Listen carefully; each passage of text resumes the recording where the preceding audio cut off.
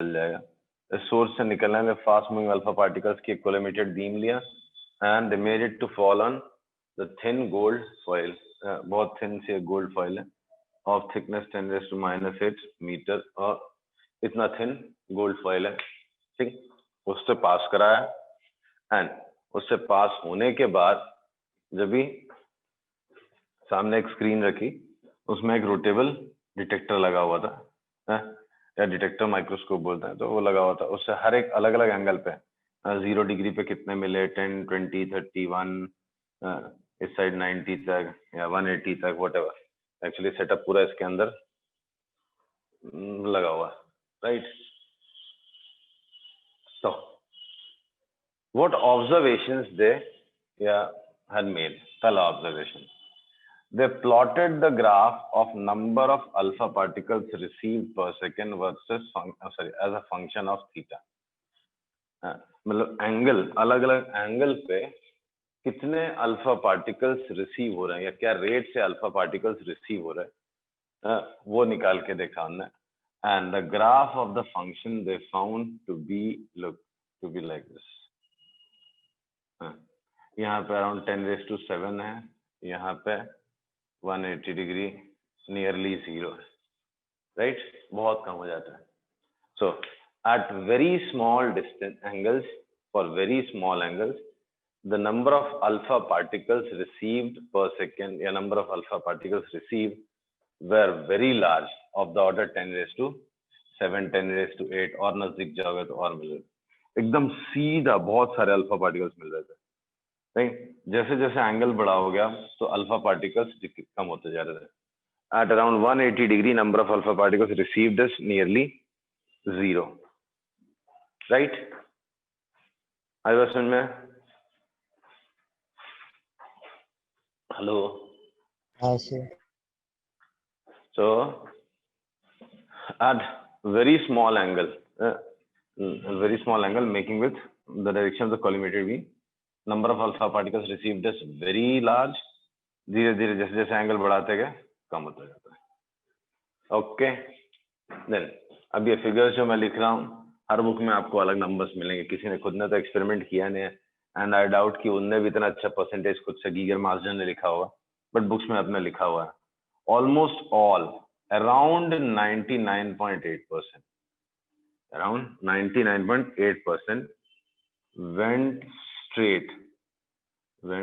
straight, that is without any appreciable deflection। ये तो लगभग पूरे ही सीधे चले गए, क्या ये ऑलमोस्ट पूरे स्ट्रेट चले गए। Around 99.8% went straight, that is without any appreciable deflection। Deflection कुछ खास हुआ ही नहीं, राइट। आ रही बात समझ में? फिर बहुत कम ऐसे थे, around 0.14% were deflected by very small angles,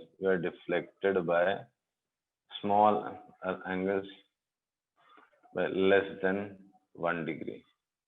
1 degree से भी कम डिफ्लेक्शन हुआ, बहुत कम थे, around 0.14%। And lesser than this, that is around 1 in 8,000, around 1 in 8,000 deflected by an angle lesser than, more than 90 degree। 1 in 8,000, that is very few, मतलब 100/8,000% अगर आप बोलो तो 1/80, तो 0.0125% of them deflected by very small angles, by large angles more than 90 degree। समझा? हाँ sir. तो ये ऑब्जर्वेशन था, ठीक। अब before we draw some conclusion, few facts were known from that time. Like, मतलब समझ लो चाहे तो कुछ assumptions या कुछ भी. Before I draw conclusions from this, ये 4 ऑब्जर्वेशन तो आपको समझ में आया ना, मतलब ये उनके ऑब्जर्वेशन से उन्होंने नोट डाउन किए थे, right? This is what they have noted, which has even surprised them. कि as per the knowledge of atom by then, atom should be a solid sphere. तो solid sphere में कहाँ deflect हो ही नहीं रहा, सीधा सीधा निकल जा रहा. और किसी को भी लगता है, जैसे हमको लगता है ये गोल्ड फॉइल है, लाइट थोड़ी ना गोल्ड के उस साइड जाती है, हमको लगता है ओपेक, मतलब इसमें स्पेस तो नहीं है, स्पेस नहीं होना चाहिए, राइट? हाँ, तो जब स्पेस नहीं होना चाहिए, हम तो सॉलिड ही मानते थे सब कुछ अंदर, फिर ये सीधा सीधा अल्फा पार्टिकल जा रहा है उससे, तो सरप्राइजिंग तो था. Okay, so few things let me write before I draw some conclusions from it. Like first one, thickness of gold foil is so small. Thickness of gold foil is so small that we can assume alpha particle suffers only one collision या one scattering. एक ही बार scattering होगी उससे. ऐसा नहीं है कि 100 layer हैं, इससे टकराया, इधर गया, इससे टकरा के अलग अलग होता है, राइट?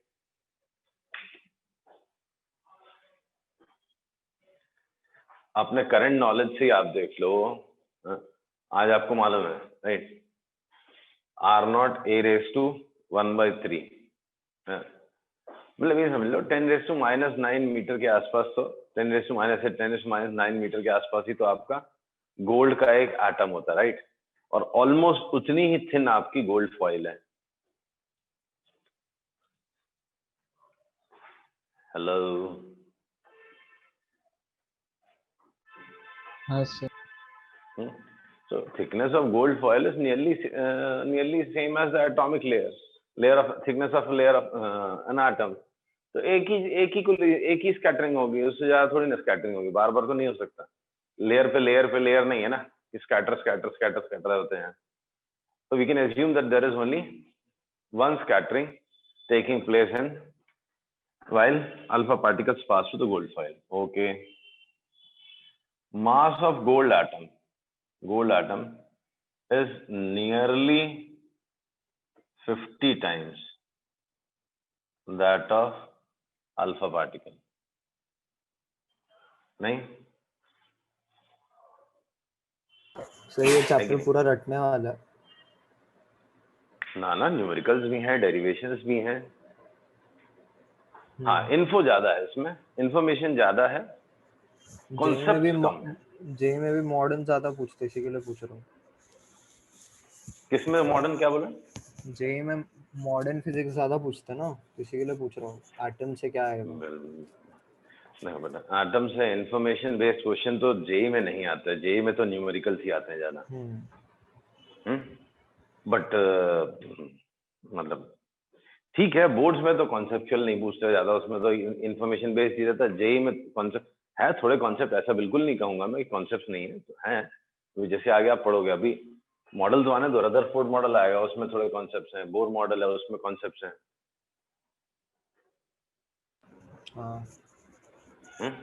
तो वहां तक पहुंचने तो दो. हाँ, स्टार्टिंग की थोड़ी कहानी बोर भी है, मैं समझ रहा हूँ, बोर लग रही होगी, बट एडजस्ट करते हैं, थोड़ा स्पीड अप कर लेते हैं. चलो ठीक है. So mass of gold atom is nearly 50 times that of alpha particles. So इतना श्योर है कि गोल्ड पार्टिकल्स नहीं हिलेंगे अल्फा पार्टिकल के कोलिजन से, right? We can assume, so we can assume that gold atoms will not be displaced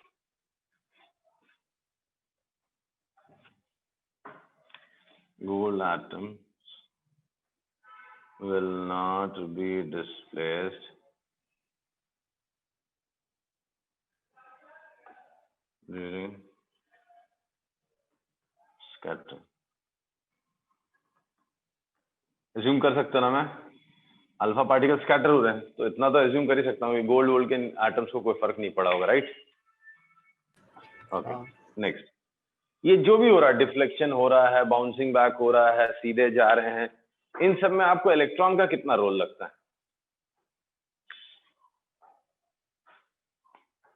भाई gold में electrons भी तो होंगे ना? सबसे ज्यादा। सबसे ज्यादा लगता है, जबकि आपको बिल्कुल नहीं लगना चाहिए। क्यों?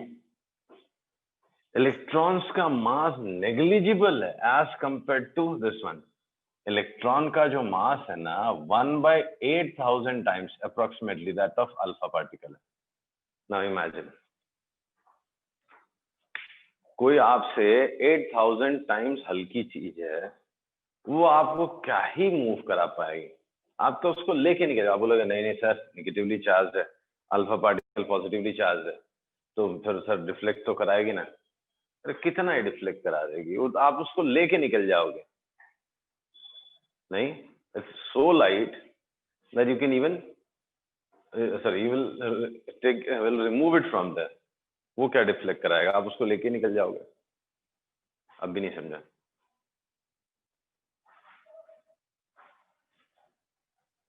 हाँ हाँ समझा। इमेजिन ना, 8 टन का ट्रक है और उसके सामने 1 केजी का ऑब्जेक्ट है। सामने 8 टन का ट्रक रखा हुआ है और आप 1 केजी का बॉल लेके जोर से उस पर मारो, खूब जोर से मारो, क्या होगा वो ट्रक को? फूल नहीं, right?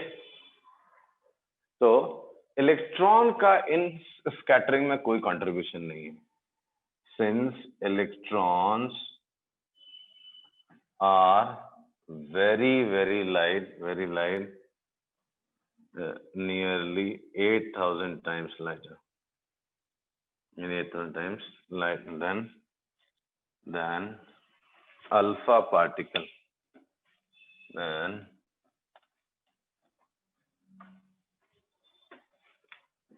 alpha particle. There is no contribution of electron in alpha scattering. Alpha scattering में कोई भी कंट्रीब्यूशन नहीं है, किसका? इलेक्ट्रॉन्स का।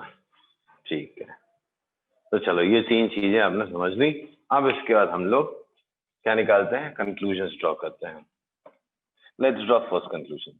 What you notice, mostly all the electrons, around 99.8% of the sorry, not electrons, alpha particles, around 99.8% of the incident alpha particles went straight, that is without any appreciable deflection. क्या conclusion है इसका? मेरे दिमाग में picture बनी हुई है, gold का फॉइल है, राइट, सॉलिड है, तो उसमें एटम्स भर भर के होंगे, एटम्स एकदम क्लोज चिपक के होंगे, राइट? मैं यहाँ से फूक रहा हूँ, उस साइड हवा नहीं जा रही, मतलब एटम्स तो चिपक के होंगे ना। एक तो थिन फॉइल है, तो एटम्स तो चिपक के होंगे। अब एटम्स चिपक के मतलब एटम्स के बीच में स्पेसिंग नहीं है, इतनी मैंने बात पकड़ ली आपकी। अब भी ये अल्फा पार्टिकल सीधे सीधे जा रहे हैं, इसका मतलब क्या हुआ? एटम के अंदर बहुत खाली स्पेस है। एटम के अंदर खाली स्पेस है, राइट? तो अगर मैं कंक्लूजन्स ड्रॉ कर लूं on behalf of Geiger margin experiment, तो पहला कंक्लूजन क्या निकालूंगा मैं? Since most alpha particles go straight without any significant appreciable reflection, most of the space is empty inside the atom. Most of the space is empty inside the atom. Atom के अंदर maximum space empty नहीं है। Since most alpha particles go straight without any significant deflection, most of the space is empty inside the atom. Are you convinced with this?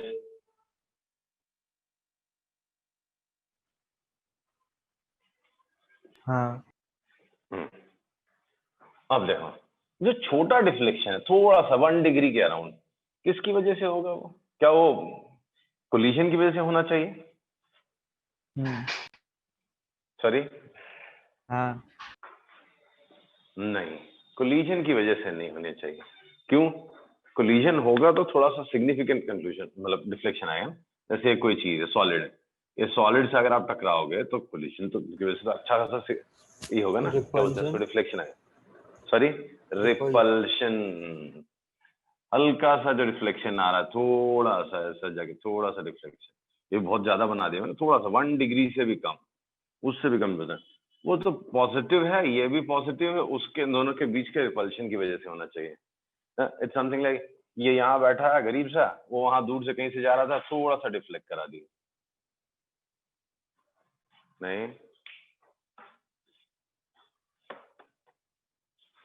हाँ हाँ, सो जो small deflections आए हैं, जो स्मॉल डिफ्लेक्शंस आए हैं, alpha particles which have suffered small deflection that is of order 1 degree must have suffered must be due to repulsion between from positive charge, वो positive charge के रिपल्शन की वजह से होना चाहिए, राइट? अच्छा, माना positive charge, but positive charge से जो रिपल्शन हुआ ना, वो भी बहुत छोटे स्पेस में होना चाहिए, क्योंकि अगर पॉजिटिव चार्ज ही पूरे एटम में भरा होता, पूरे एटम में अगर पॉजिटिव चार्ज भरा होता तो ज्यादा डिफ्लेक्शन होते थे, right? Also positive charge must be concentrated in a small region. क्यों? नंबर ऑफ अल्फा पार्टिकल्स जिनमें मतलब ये स्कैटरिंग हुई है कम वाली, वो बहुत कम है ना, 0.14% ही तो है,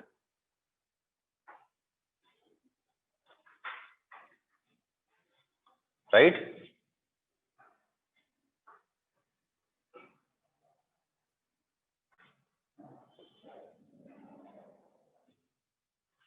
हेलो, सब भाग गए क्या? हाँ सर। तो बोलते हैं ना बेटा, तो बोलते नहीं, तुम्हें लगता कहाँ चले गए, थक गए इस चैप्टर से अभी से ही, अभी तो 1 हफ्ता चले गए चैप्टर। ये अब देखो तीसरा, अब वो 90 डिग्री से ज्यादा बेंड जितने ने मारा है वो क्या है? बहुत ही कम है, राइट? और ये 90 डिग्री से ज्यादा जो डिफ्लेक्शन हुआ है वो किसकी वजह से हुआ होगा? वो सीधा सीधा कोलिजन, कोई हैवी चीज के साथ कोलिजन हुई है, right? So alpha particles which have suffered deflection more than 90 degree, more than 90 degree must have collided with heavy mass, heavy mass, वो किसी न किसी हेवी मास से टकराए अंदर जाके, मुझे नहीं मालूम अंदर क्या है गोल्ड एटम के, राइट? बट जो बहुत ज्यादा डिफ्लेक्शन हुआ है वो तो तभी हुआ होगा, 90 डिग्री से ज्यादा डिफ्लेक्शन तभी हुआ होगा जब क्या होगा? हेवी मास से जाके टकराया होगा, राइट? और बड़े कम ऐसे थे, 1 in 8,000, मतलब हेवी मास बहुत छोटे से रीजन में कॉन्सेंट्रेटेड है। Also very few, that is 1 in 8,000 have suffered deflection greater than 90 degree. Therefore, entire mass of should be located in very small space of the atom.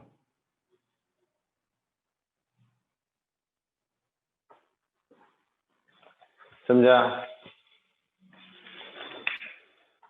हाँ। तो भाई कंक्लूजन ये निकाला गया कि जो पॉजिटिव चार्ज है वो भी स्मॉल स्पेस में कहीं लोकेटेड है, जो पूरा मास है एटम का वो भी छोटे से स्पेस में लोकेटेड है, राइट। एंड बस इसी छोटे से मास को हमने बोला nucleus, right. The small space where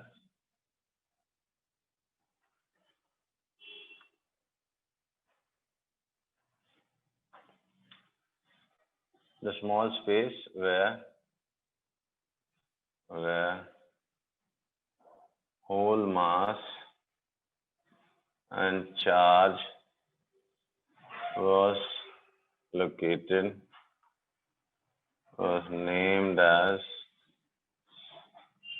nucleus. उसी को न्यूक्लियस नाम दिया। क्लियर?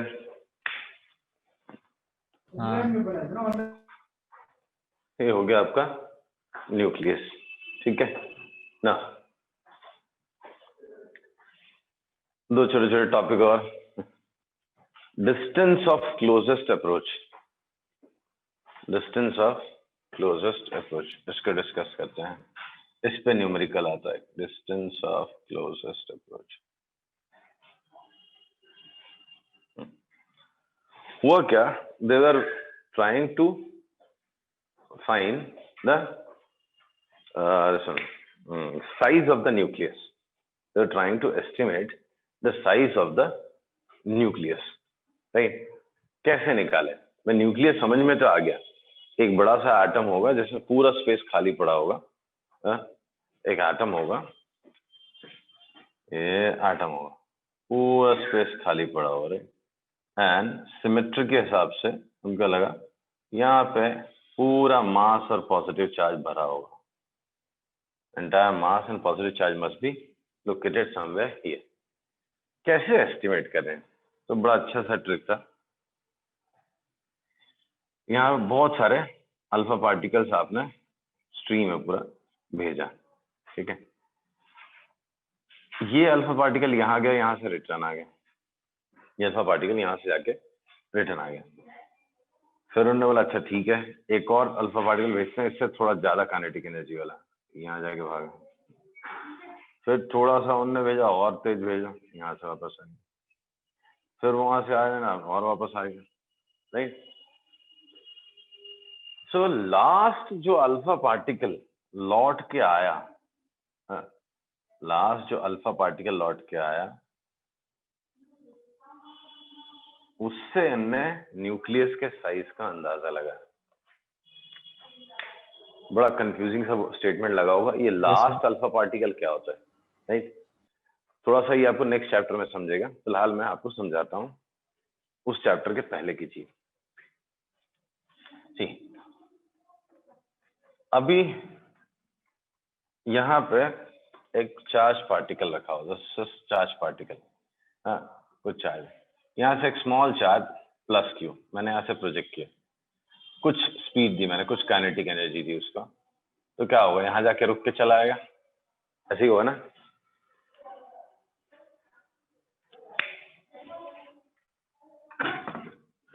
अब ये भी नहीं बोलोगे,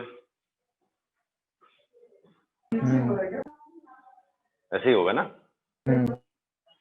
ओके, तो ये कुछ काइनेटिक एनर्जी वाला चार्ज पार्टिकल फेंका आपने, यहाँ जाके चला, जब ये आगे जा रहा था तो क्या हो रहा था, उसकी काइनेटिक एनर्जी कम होती जा रही थी। तो काइनेटिक एनर्जी कम होकर कहाँ जा रही थी, पोटेंशियल, इलेक्ट्रिक पोटेंशियल एनर्जी में कन्वर्ट हो रही थी, राइट। एंड इस पॉइंट पे उसकी पूरी काइनेटिक एनर्जी पोटेंशियल एनर्जी में कन्वर्ट हो गई। अच्छा, अब इससे ज्यादा काइनेटिक एनर्जी वाला पार्टिकल अगर आप भेजोगे तो क्या करेगा वो? पर आगे जाएगा वापस है। थोड़ा और जाके जाएगा, राइट? क्यों? तो kinetic energy is half mv square and potential energy is 1/4 pi epsilon 0 q1 q2 upon r। ठीक, इस पॉइंट पे जहां से रिवर्स होता है, पॉइंट ऑफ रिवर्सल जो है, वहां पे potential energy gets converted to kinetic energy 1/4 pi epsilon 0 q1 q2 by r। ये सारे टर्म्स कांस्टेंट है, ये कांस्टेंट है। अगर आप ज्यादा वेलोसिटी से फेंकोगे तो रेडियस कम हो जाएगा, ये डिस्टेंस जहां से सेपरेट, ये डिस्टेंस ऑफ क्लोजेस्ट अप्रोच, ये आपका कम होता जाएगा काइनेटिक एनर्जी बढ़ाते जाओगे तो। ठीक है, तो इनने क्या किया, अलग अलग काइनेटिक एनर्जी वाले अल्फा पार्टिकल्स उठा उठा के फेंकने चालू किया, राइट? तो पहले उनने 0.5 मेगा इलेक्ट्रॉन वोल्ट का भेजा, वापस आ गया। फिर उन्होंने 1 मेगा इलेक्ट्रॉन वोल्ट का भेजा, फिर वापस आ गया। 2 मेगा इलेक्ट्रॉन वोल्ट का भेजा, वापस आ गया। 4 मेगा इलेक्ट्रॉन वोल्ट का भेजा, फिर वापस आ गया। 5.5 मेगा इलेक्ट्रॉन वोल्ट वाला भेजा, वो भी वापस आ गया। फिर 6 वाला भेजा, वो वापस नहीं आया। उनमें से एक भी वापस नहीं आया। हुआ होगा कुछ, वो नेक्स्ट चैप्टर में आपको समझेगा। हमारी बात समझ में? तो 5.5 मेगा इलेक्ट्रॉन वोल्ट वाला अल्फा पार्टिकल उनने भेजा और वो वापस नहीं आया। ये फास्टेस्ट मूविंग अल्फा पार्टिकल था विच वाज ट्रेस्ड बैक। ठीक, बोल देता हूँ, उससे भी ज्यादा स्पीड वाला होगा तो एक्चुअली न्यूक्लियस के अंदर ही घुस जाता है। बहुत ही ज्यादा होगा तो वो न्यूक्लियस के अंदर ही घुस गया। न्यूक्लियस के अंदर घुसने के बाद कुछ और ही भलता काम हो जाता है, वो हम लोग नेक्स्ट चैप्टर में देखेंगे। ठीक, तो उनने नोटिस क्या किया, 5.5 मेगा इलेक्ट्रॉन वोल्ट एनर्जी वाला जो इलेक्ट्रॉन सॉरी अल्फा पार्टिकल है वो रिटर्न आया। ठीक है, तो हमको तो इतना पता है ना, kinetic energy is half mv square is to be balanced by 1/4 pi epsilon 0 q1। Charge on alpha particle was known to be 2e और उस पे जो भी है Ze, where atomic number is Z of gold upon R0। ये आपको पता है 5.5 मेगा इलेक्ट्रॉन, ये आपको पता है 9 × 10⁻⁹। ये चीजें पहले से ही पता थी। ये सब कैलकुलेट करके सब्स्टिट्यूट करके उन्होंने R0 की वैल्यू एस्टिमेट की, तो they found it was around 4.13 10⁻⁴14 metre. ये साइज मिला था अप्रोक्सीमेटली। बिल्कुल मजा नहीं आया? क्योंकि मैं तो जब पहली बार पढ़ा था मुझे तो बहुत मजा आया था। इसके ऊपर न्यूमेरिकल्स भी आते हैं, अच्छा लगा देख के। यार क्या दिमाग लगाते होंगे वो लोग भी। अब अंदर क्या है कुछ दिख रहा नहीं, कैसे निकाले उसका साइज, तो इधर से अलग अलग काइनेटिक एनर्जी वाला अल्फा पार्टिकल भेजते गए, तो वो पोटेंशियल एनर्जी काइनेटिक एनर्जी मतलब सिर्फ एक ही फोर्स लग रहा है, वो भी कंजर्वेटिव है, तो काइनेटिक ही कन्वर्ट हो रहा है पोटेंशियल में। दोनों इक्वेट करके देखा, हाँ ठीक है। फिर सबसे ज्यादा फास्ट मूविंग अल्फा पार्टिकल, सबसे ज्यादा एनर्जेटिक अल्फा पार्टिकल जो रिटर्न आया that was 5.5 mega electron volt. तो उसको यहाँ सब्स्टिट्यूट किया, ये सारी वैल्यूज डाल के देखी तो ये वैल्यू है। मतलब ये होना चाहिए अंदाजे से साइज ऑफ द न्यूक्लियस।